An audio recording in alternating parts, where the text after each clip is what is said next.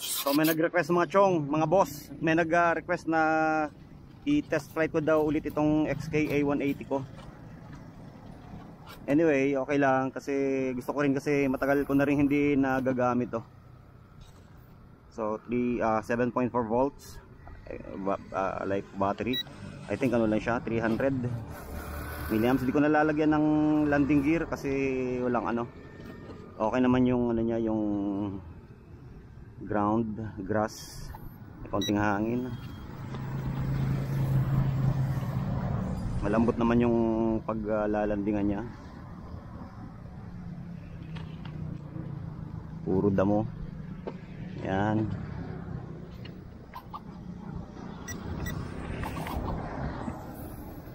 Yan, kung marunong pa ako, tagal na ako hindi nakapaglipad eh, siguro mga 5 months.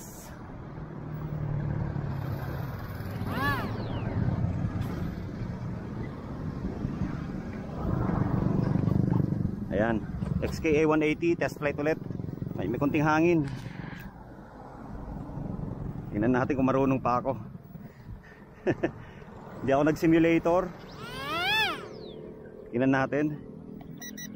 High rate. Okay. High rate. Tingnan natin kung marunong pa ako magpalipad. XK A180 brushless. Let's see.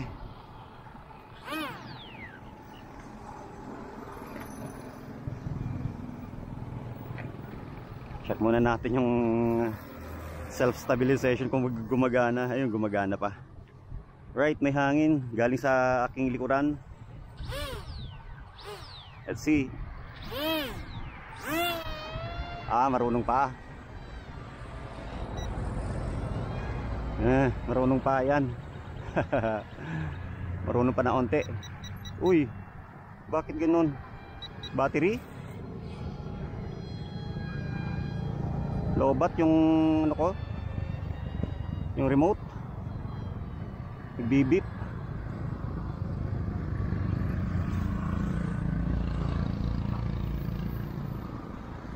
Yun, nakakapanibago ulit.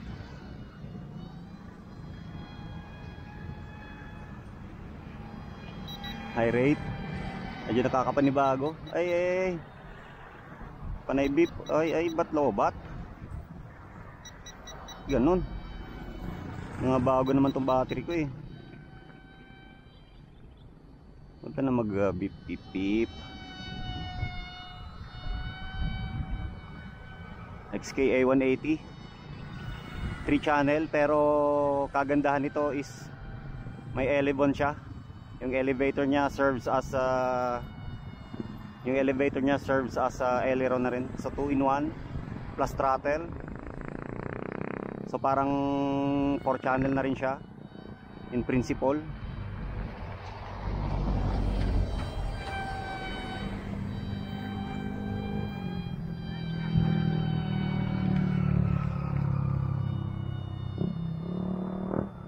Tagal ko na rin hindi napaliparan to lugar nito eh.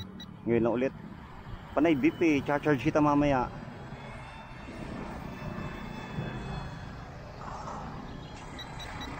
Wag kang panay beep. Oh, bat? Sige, charge kita mamaya. Patapusin mo lang ako. Ayan, XK A180 sa mga ano, I mean sa nag-request. Ito na ulit. Okay pa rin siya, goods pa rin siya.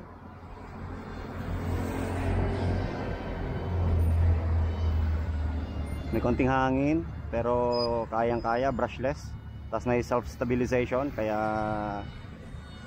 I think common na ngayon yung self-stabilization. Very common na. Parang given na sa mga ganitong klaseng ano,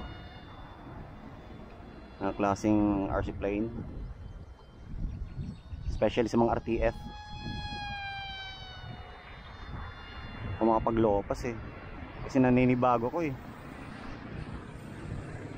Tagal, siguro mga 5 months, 6 months ulit bago ako nakapagpalipad. Uy, ilad niya no. Uy.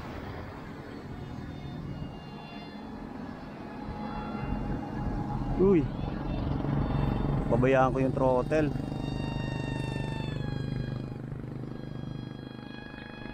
Parang nakakapanibago, parang beginner ulit ako.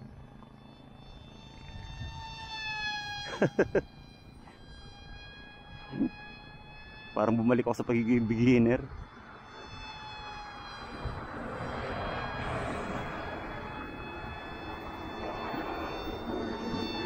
Uy.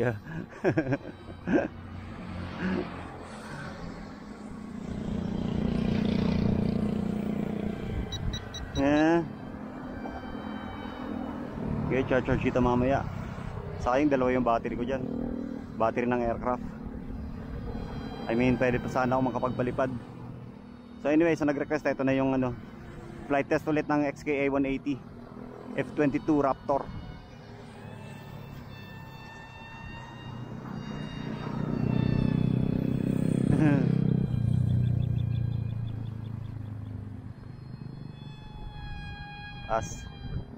Medyo may hangin eh, may breeze, kaya medyo malikot si aircraft.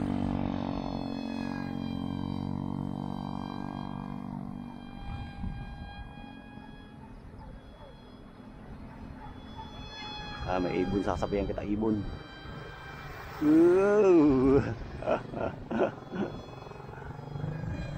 Siya di mataas. Mas ganda rin yung mababa eh, kaso risky, especially beginner. Sa beginner, risk crash. Ganyan oh.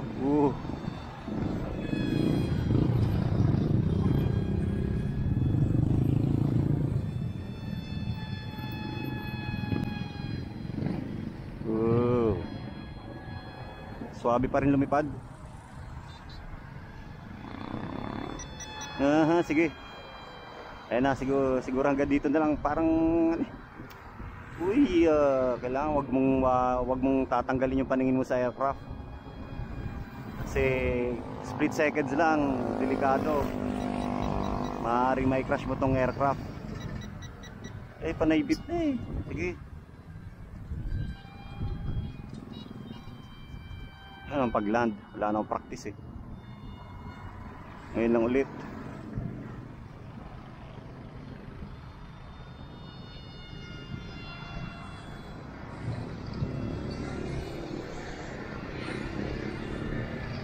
Meron din siyang sharp turn. Pagka dapat sharp yan eh. Ano lang, dapat mabagal lang, wag mong sasagarin yung throttle para magawa mo yung sharp turn niya, ganyan ganyan sharp eh. Wag mo lang sasagarin yung throttle, yung speed niya. Right.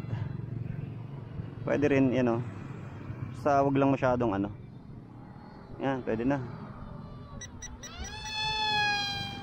Delikado, langanin. Sige, land. Tingnan natin kung kaya. Land.